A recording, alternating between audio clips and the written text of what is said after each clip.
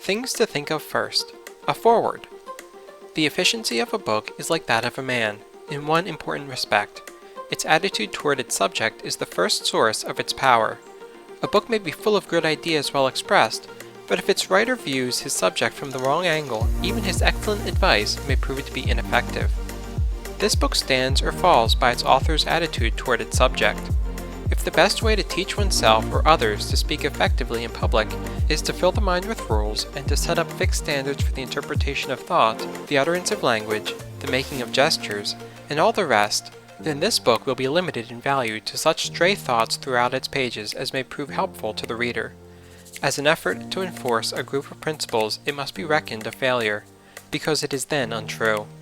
It is of some importance, therefore, to those who take up this volume with open mind that they should see clearly at the outstart what is the thought that at once underlies and is builded through this structure. In plain words, it is this.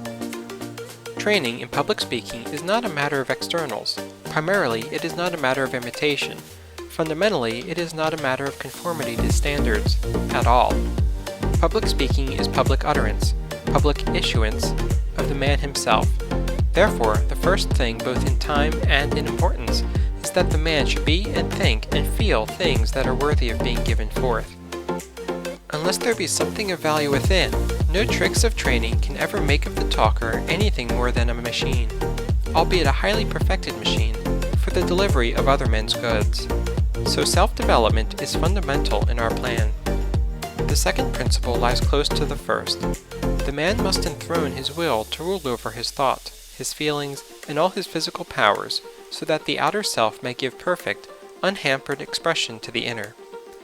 It is futile, we assert, to lay down systems of rules for voice culture, intonation, gesture, and whatnot, unless these two principles of having something to say and making the will sovereign have at least begun to make themselves felt in the life.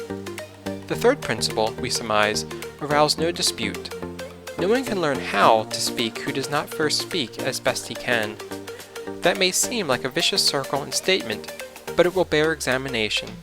Many teachers have begun with the how. Vain effort.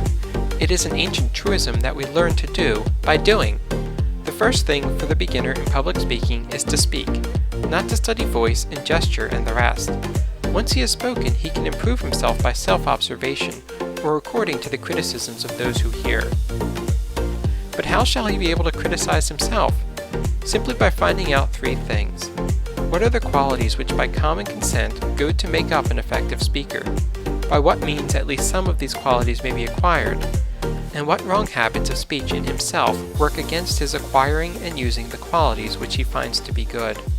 Experience, then, is not only the best teacher, but the first and the last. But experience must be a dual thing. The experience of others must be used to supplement, correct, and justify our own experience.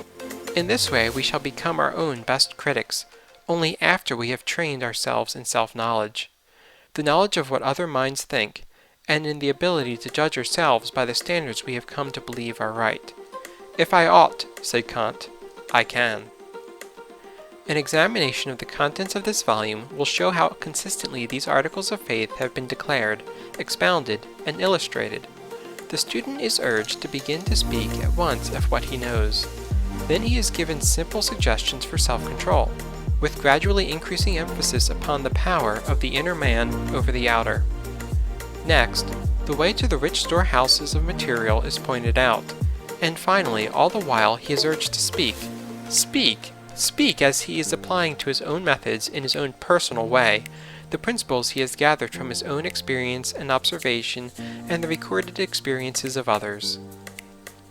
So now at the very first, let it be as clear as light that methods are secondary matters, that the full mind, the warm heart, the dominant will are primary, and not only primary, but paramount, for unless it be a full being that uses the methods, it will be like dressing a wooden image in the clothes of a man.